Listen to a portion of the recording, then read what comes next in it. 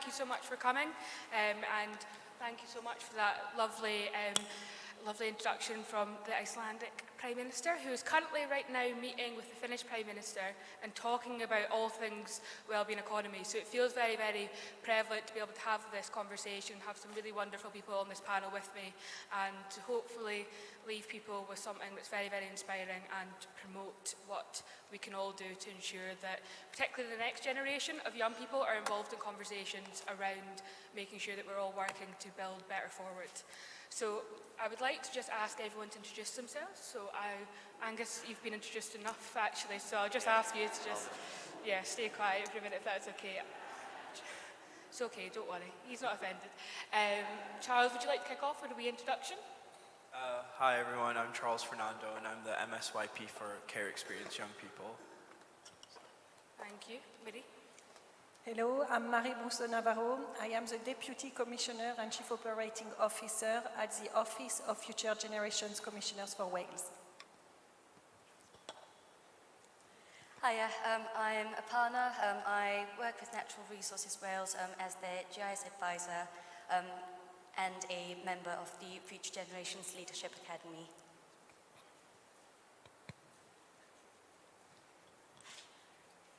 Hi, I'm Iiris Aliska. I'm a student at the University of Stirling and an intern at United Nations House Scotland. And good afternoon, my name is Veli-Mikko Niemi. I'm working as a permanent secretary at the Finnish Ministry of Social Affairs and Health. Thank you. Sorry for that little bit of pass the mic there. I'll try and make sure that I'm more coordinated in the future.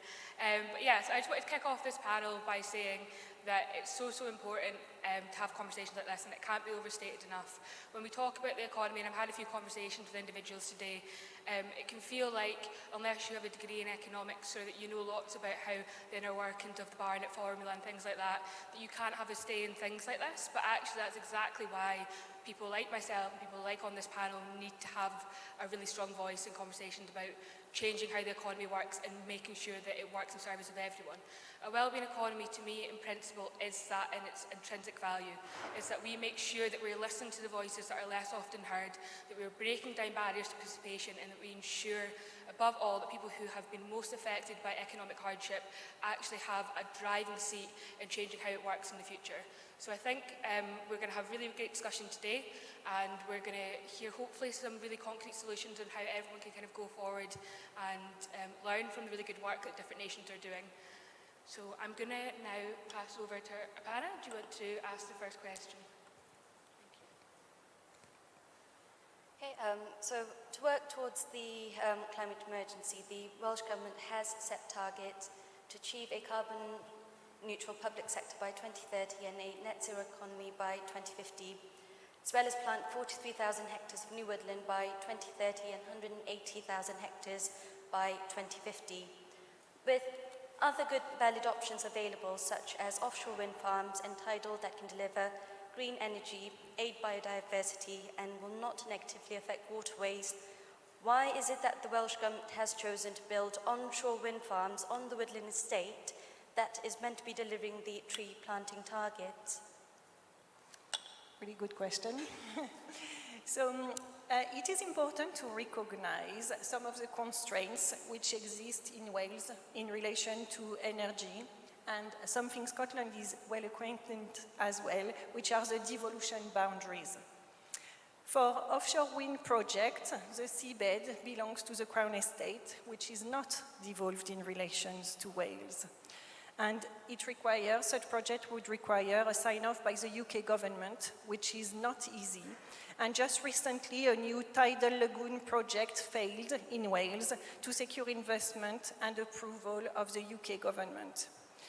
And because such project would not be devolved, the benefit of offshore wind projects would go to the UK Treasury and not to the Welsh local communities. So this is why I assume that Welsh government decided to set up a state-owned renewable energy company, and that company will explore the potential for the development of onshore wind farms on woodland estate, as you explained, and the profits will be reinvested in local communities.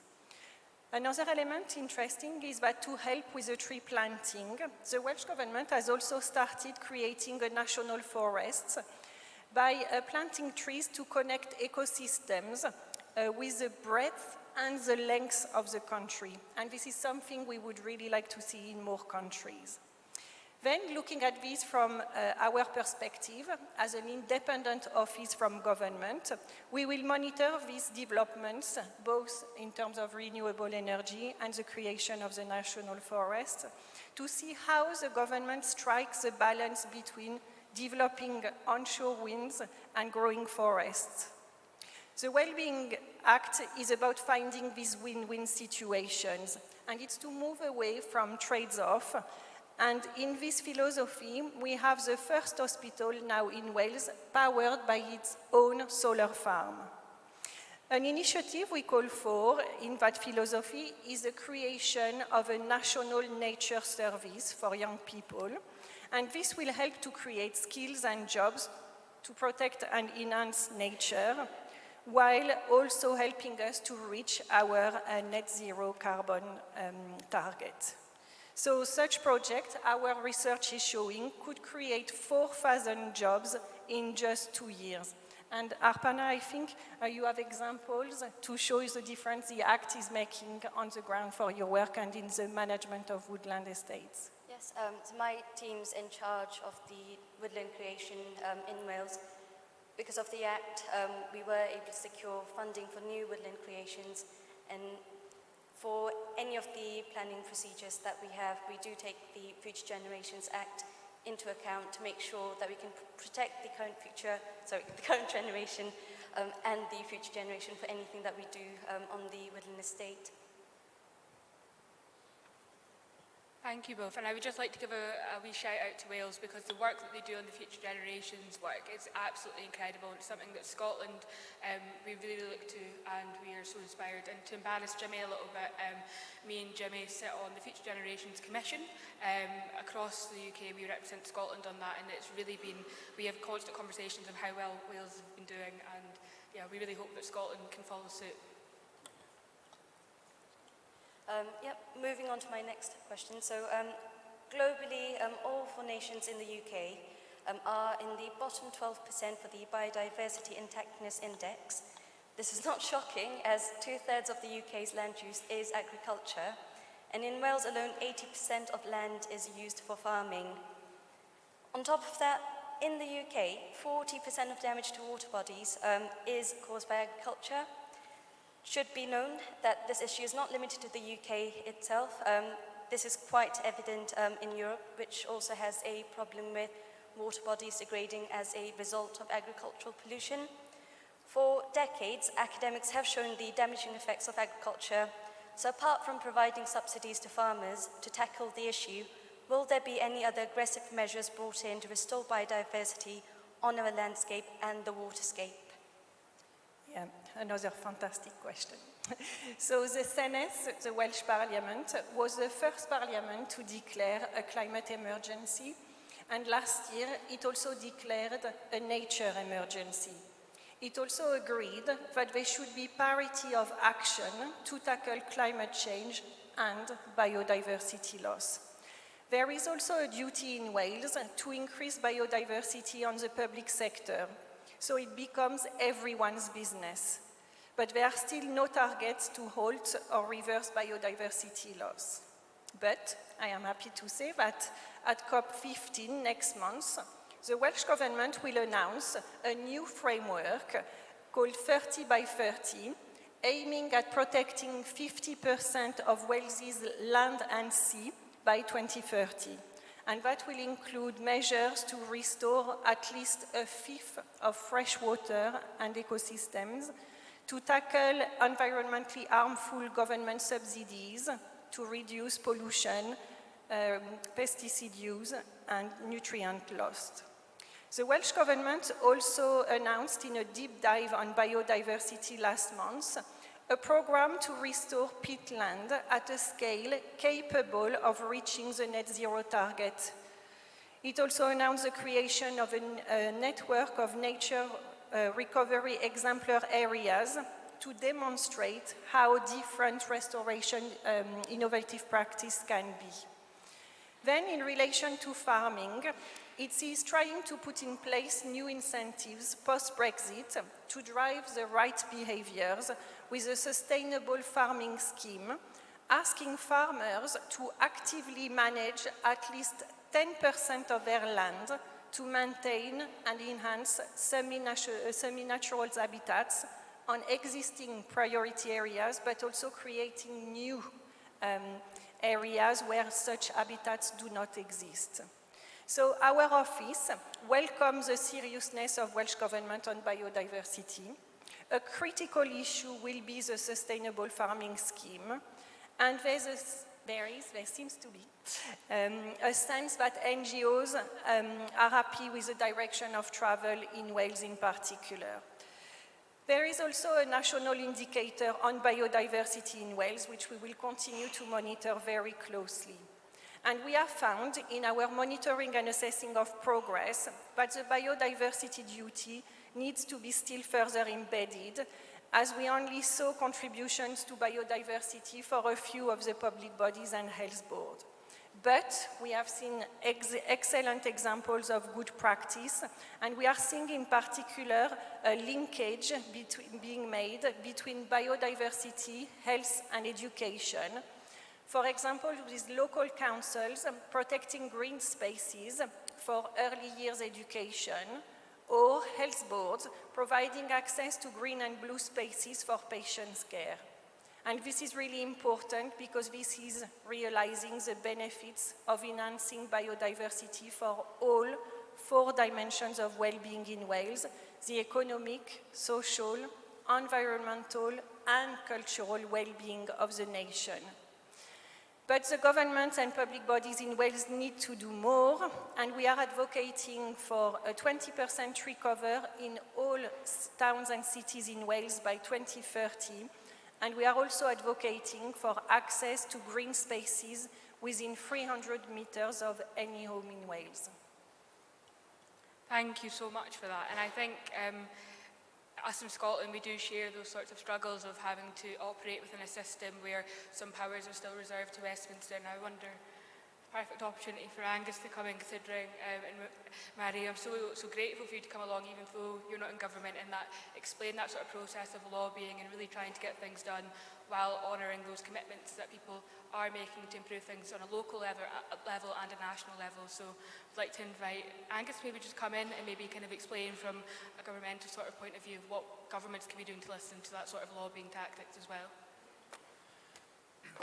If you don't mind, I'll stand, because I'm conscious that there's a third of the room is probably wondering who's hiding behind the lectern. Well, can I just make the general point that, and reflect on the format of this event, and reflect on how nations that are part of this alliance are in healthy competition with one another.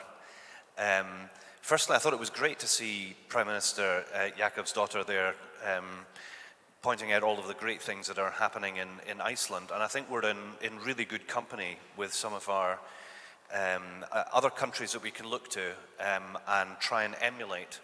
And I have to say, as somebody who's relatively new to ministerial responsibility, the one thing that doesn't happen enough is that government ministers from different countries actually get together and discuss what really works well in their countries with a view of sharing that with others.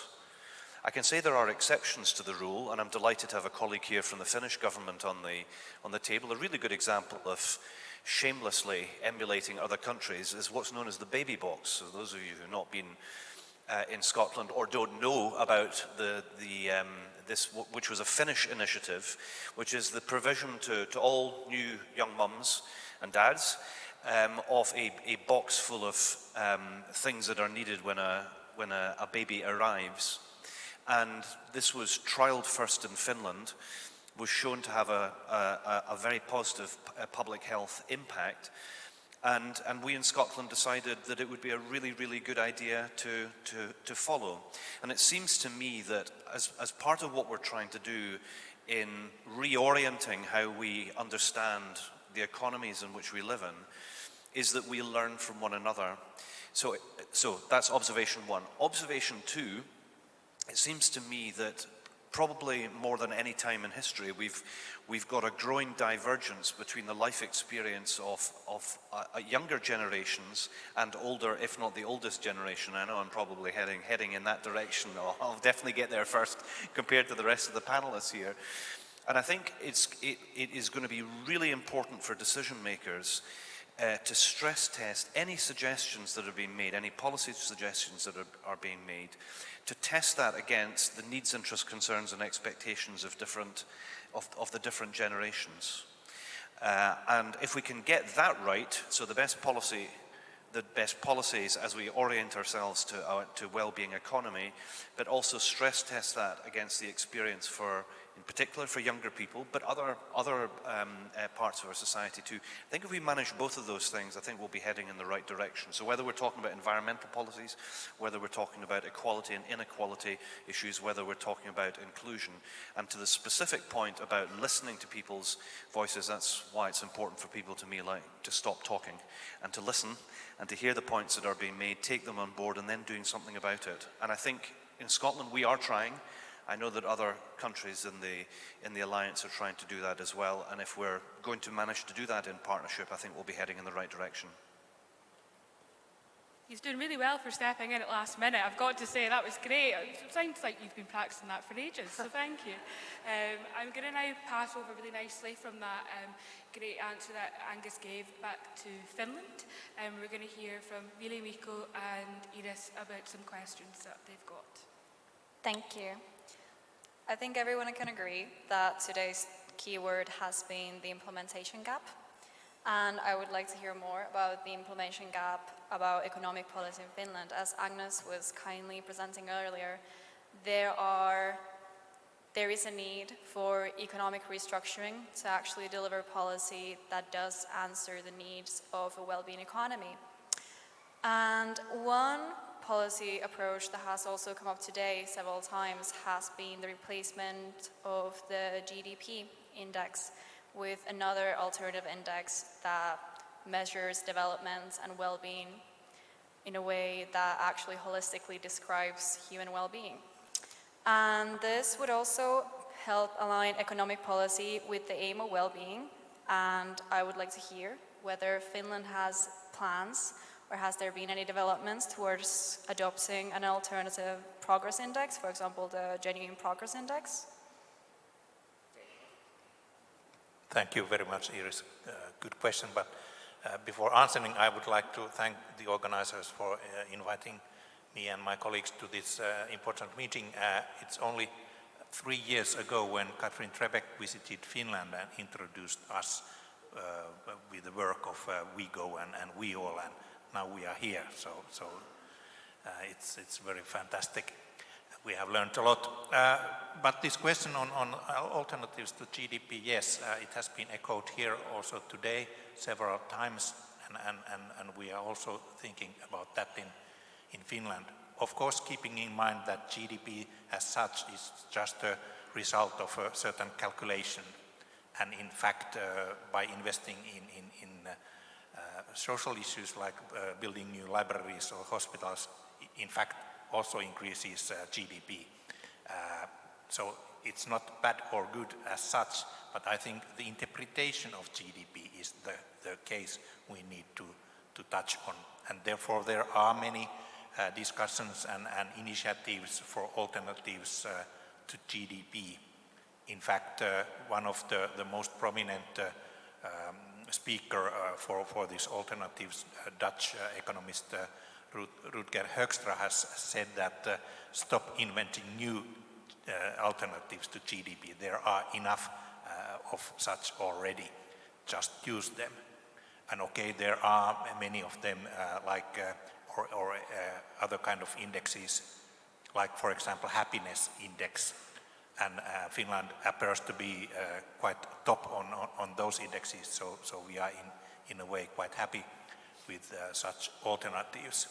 But to be honest, yes, in Finland we are also calculating our GDP and following it, and of course that we are part of the European Union, we also have to follow the regulations of EU, and you might know that there has just begun a new period of discussions on this economic framework, the fiscal framework of all EU countries, and there you can also find elements where all EU countries, or at least the Commission, is seeking alternatives to just looking on the GDP and, for example, looking the national debt rate against GDP. And so it's noted that it is not the best way to make things. One alternative or necessity, in fact, is that we have facts on how we use resources. And therefore, for example, the OECD has developed, and this is not only OECD idea, this is also generally well known, on so-called capital analysis. You have different kind of capitals. You have human capital, you have environmental capital, and so on and so forth. And you need to follow all of these, and then you can compare how they are growing or diminishing. And I think, Iiris, this is something we in Finland, in our history, we have used, because the Finnish word for money is raha, and raha originally meant the skin of a squirrel. So the Finns used to kill squirrels, and then they used the skins as their money. And that's kind of, I think, nice example of these capitals. That was environmental capital, the animals, and they were moved to sort of money and used to buy things to live better. So yes, we have had a long history of seeking, but we are still on our way to use them better than we use today. Thanks. Thank you so much. And I think, the speakers we've had today, from Fiona Duncan to Miriam Brett to everyone else who spoke, I think it's been really powerful to see the different ways that we can measure what matters to a country and what matters to our citizens beyond just GDP. And I think it's really, really important that we don't lose sight of that. And I know it's easy for me to sit and say, because I'm not in government, and I don't have to monitor things about inclusive growth or economic development, but I really, really think, to bring back to that point, that actually what matters to humans, and for us to thrive and live happy and healthy lives, bringing back to the human and economic cost model from the Promise and the Independent Care Review, is so integral to exactly why we're here. And I think, particularly for the younger generation, that is really important for us. And I think going forward, to be able to understand the economic uncertainty that we're in, and to hear representatives from government to really recognise that and pave a way for something different to be done, it's really inspiring. So thank you. And I'll pass back over to Iiris. Thank you. And thank you for that answer. That was very Finnish, and I appreciate it. I want to go back into Finnish policy, and especially a trial that was done on the basic income in 2017 to 2018. And in this trial, a cohort of unemployed people were given around 2,000 euros without contingencies to their welfare support money that comes from the government when you are unemployed, and no contingencies on the conditions to keeping that support money coming. So essentially, Finnish people, if you are unemployed, in order to be able to be entitled to get that money from the government, you have to be consistently looking for a job. And you are essentially, you need to accept a job if one is given to you. So those are the contingencies usually. But these people were given money without contingencies. And what the trial found was that people who were giving this money were much happier. Overall, they were doing much more better, mental health-wise, physical health-wise. They were more entrepreneurial. They pursued careers that they were actually interested in instead of careers that they had to take. And overall, their personal development, their professional development took new heights. Some of them started businesses.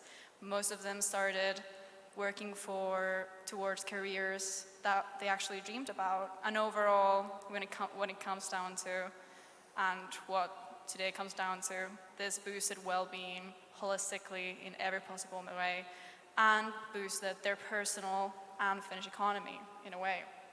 And obviously these are very promising findings that could be further developed. And obviously the success story of this pilot trial has also been a big topic of conversation when it comes to the well-being economy.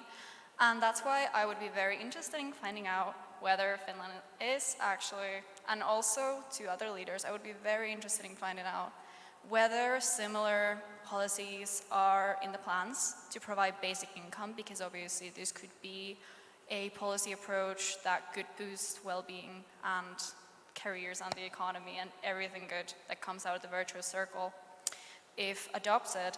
And another question, if it's not going to be adopted, why is it not being adopted? Because it sounds great to me, so. Thank you. Very topical question.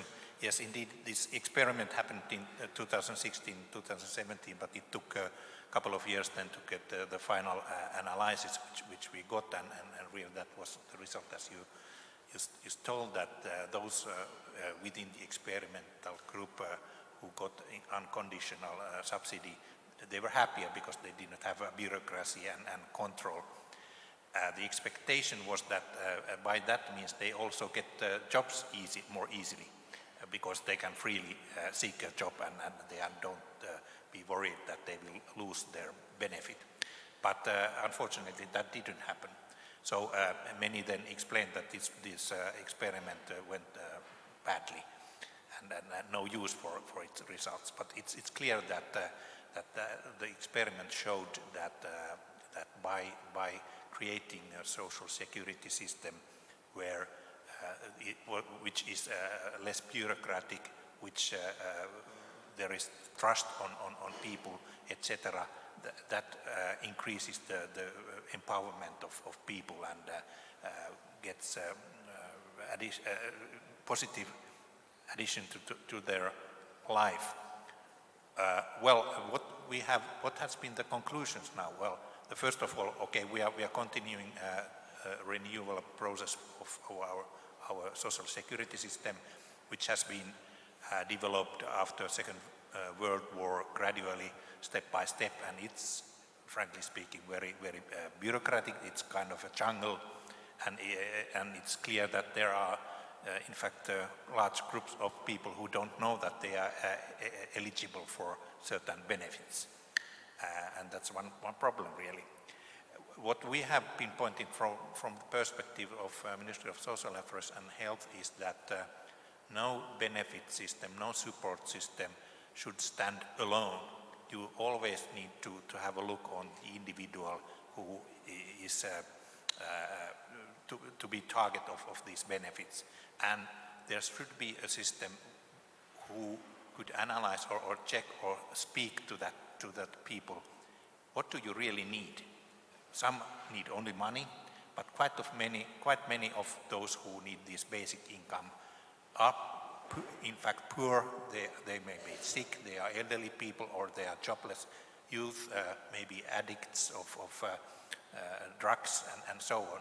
So quite often they need also services, health services, social care services, educational services, employment services. So there always should be a system where both financial subsidy or benefits are provided, but also that there are services available. So this kind of marriage between benefits and services, that's the way we are trying to improve our system in the future.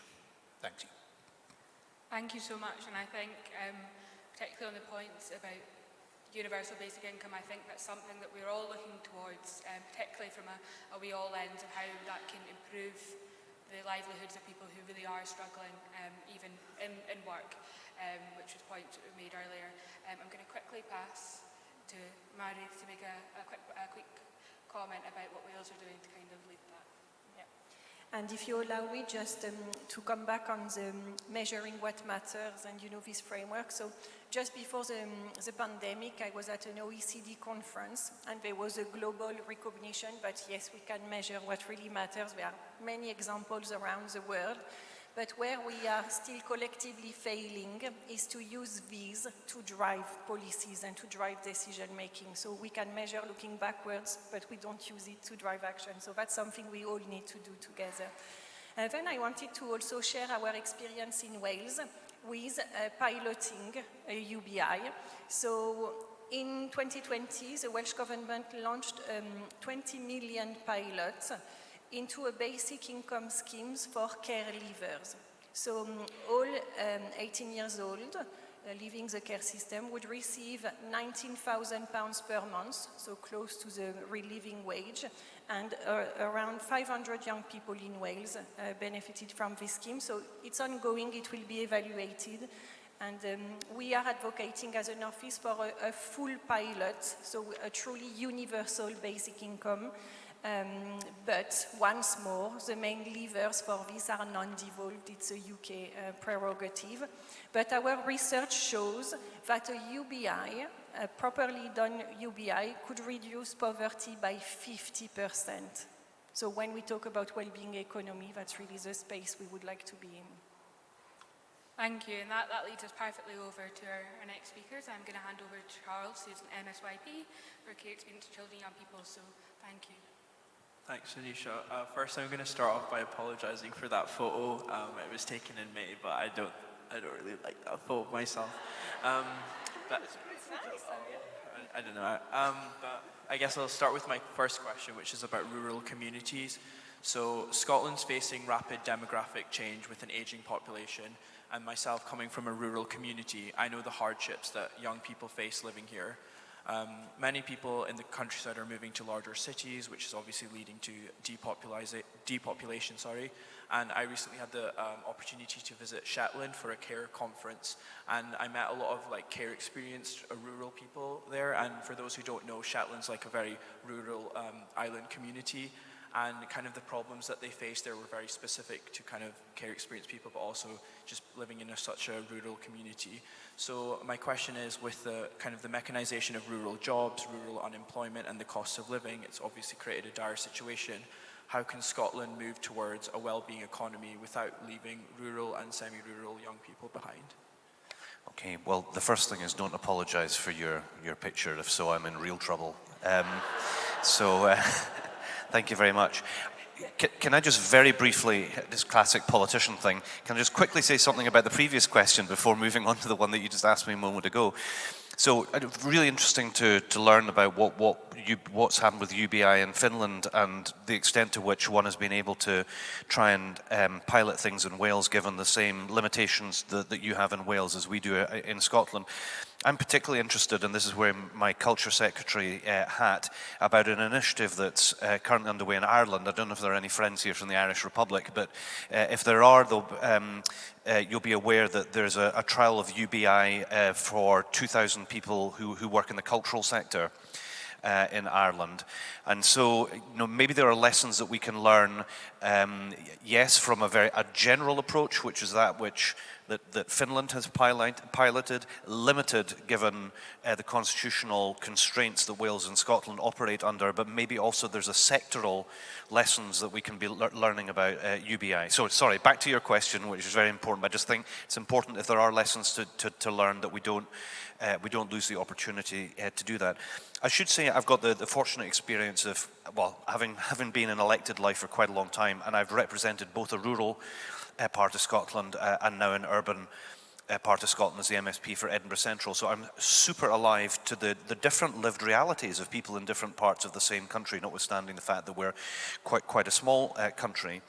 And there's no one simple answer to this particular challenge, but one of the things that I'm really quite excited about, and I think Scotland is one of the only countries to do this, is that we actually have a cross-government population task force, which is looking at the pressures that are leading to, and this was your example talking about Shetland or island communities in particular, but there are many other rural parts of Scotland which are seeing a decline of population, particularly of younger people. So what is it that we can do about that? Well, lesson one, there isn't one single thing that we can do. But what we do need to do is we need to work across government to make sure that we, as a Scottish government, are doing everything that we can to make sure that the provision of public services are as accessible and are as of high a quality for people in the rural parts of the country as in the urban parts of the country, point one. Two, what is it that we can do to make people make sure that their life chances are just as good in rural parts of the country? So it doesn't necessarily necessitate moving to a city, although I think people should be free to move wherever they want, but I think you get the point that I'm trying to make with that. And a third thing which I think is really quite good is trying to learn from others.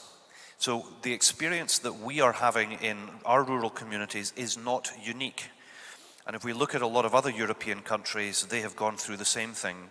So we are working closely with others. I was in Madrid 3 weeks ago speaking with the Spanish government about the lessons that they're learning in many parts of their country where they've seen a hollowing out of the communities there, and we're trying to learn from other parts of Europe and the wider world as well. So knowing what the right question is, and you asked it, then leads to what is the best way of getting the best answers to that question, and it's a work in progress. And I think there's also going to be a regional differentiation in all of this. In Scotland, we've looked traditionally to the islands and the Western Highlands as being the traditional areas of depopulation or declining population. One of the most challenged parts of Scotland, though, is in West Central Scotland, in Inverclyde. I don't know if there's anybody here from... No, it's all quiet. It's all... Everyone's still in Inverclyde. Okay, good, because we're talking about depopulation there. But the point is, there's not a one-size-fits-all thing to all of this. So there's an interesting analogy with the wider well-being piece, which is, how do you get the best policy ideas? How do you get it to work across government? And then how do you drive it? It's that thing between the aspiration and then delivery, which is going to be the classic challenge for us forever. But I think you asked the right question. I think we're trying to find the right answers, and we're trying to learn from home and further afield to do all of that. Thank you. Okay. Thank you for that answer. Hopefully we don't leave it to the last minute, though. But yeah, so my second question is on mental health. So I recently spoke to a well-being practitioner who works within an office setting. And basically her role is to help with her workforce, so she'll host well-being sessions, providing safe spaces, mindfulness sessions, and just a general outlet for her employees to have kind of a way to express themselves. I definitely thought this was a very extremely and interesting idea. I know myself at work, I feel very overworked, stressed and burnt out. I'm sure people here will relate to that. And I know, as I said, I'm not alone in this, and employees are often kind of left to fend for themselves when it comes to mental health. So I guess my question is this, with a lot of the conversations happening around transforming mental health at work, how can Scotland create an economy that supports flourishing and good mental health? Well, the first thing I'd say about this, I would just observe about how fast the world is changing, and I think in some respects for the better.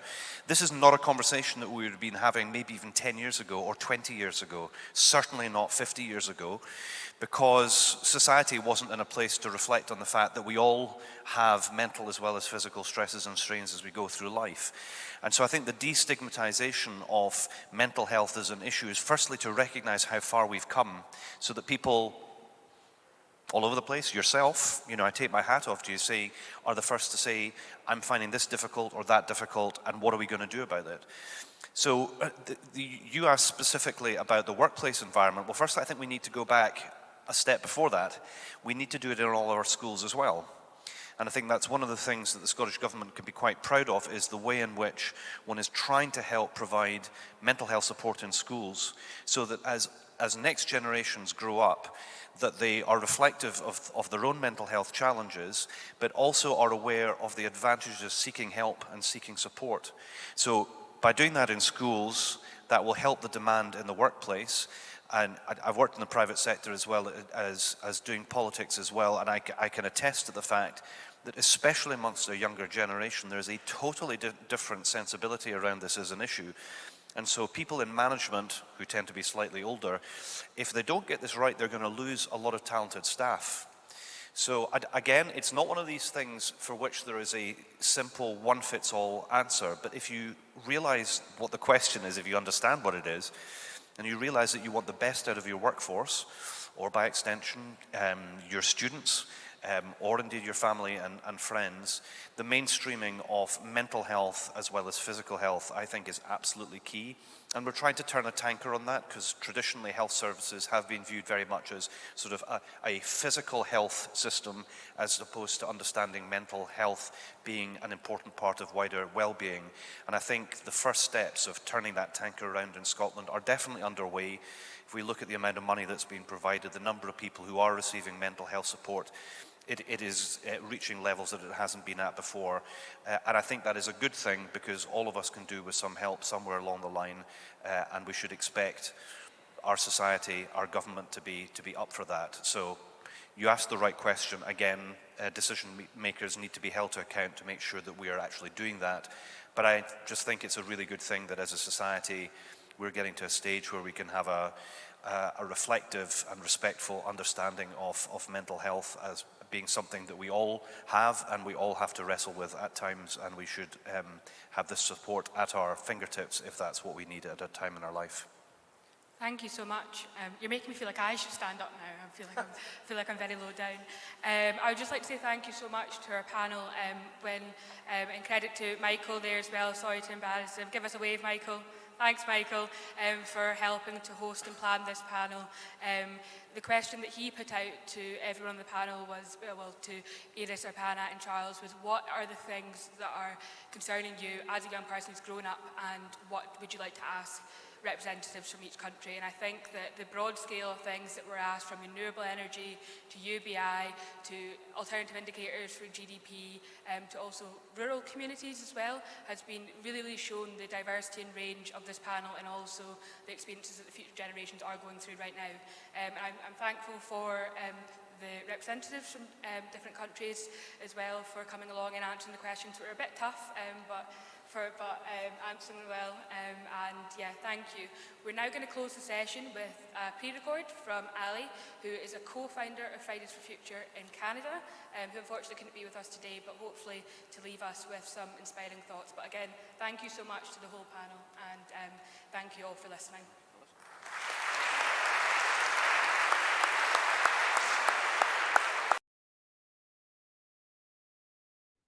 Hi, I'm Rougeot, and I'm a climate justice organizer here in Toronto, Canada.